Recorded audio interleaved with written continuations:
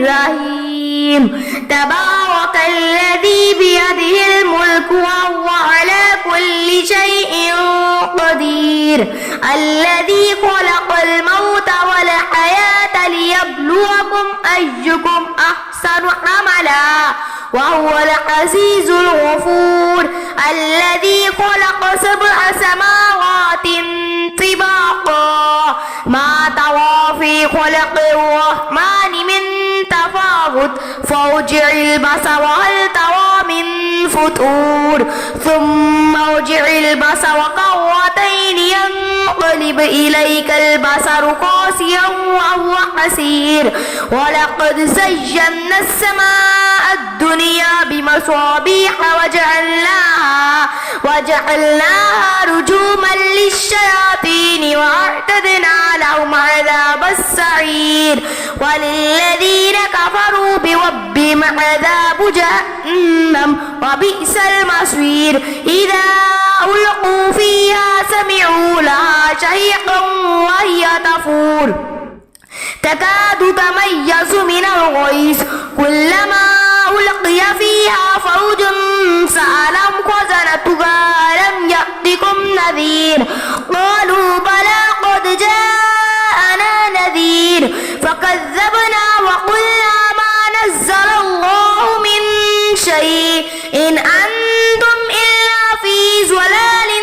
كبير وقالوا لو كنا نسمع أو نعقل ما كنا في أصحاب السعير فاعترفوا بذنبهم فسحقا لأصحاب السعير إن الذين يخشون ربهم بالغيب لهم مغفرة وأجر كبير وأسروا قولكم أو اجهروا به إنه عليم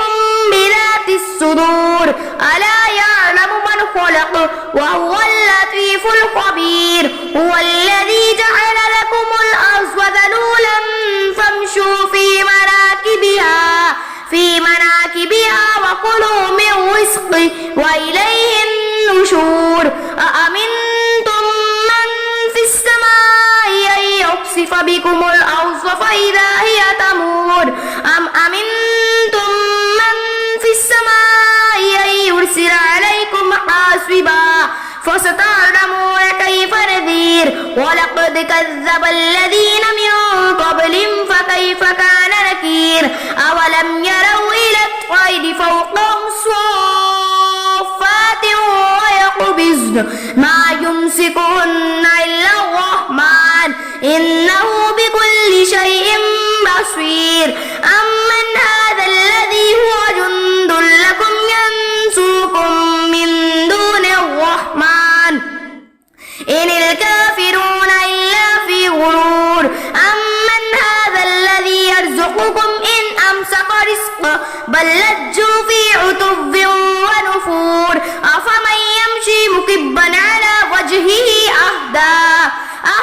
أمن يمشي سويا على صراط مستقيم قل هو الذي أنشأكم وجعل لكم السمع والأبصار والأفئدة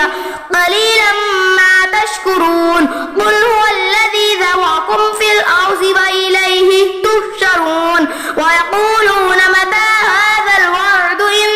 كنتم صادقين قل إنما العلم عند الله وإنما أنا نذير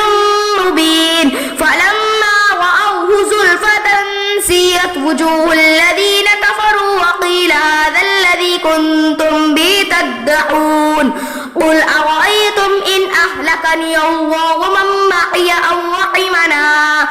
رحمنا فمن يجير الكافرين من عذاب أليم قل هو الرحمن آمنا به وعليه توكلنا فستعلمون من هو في ضلال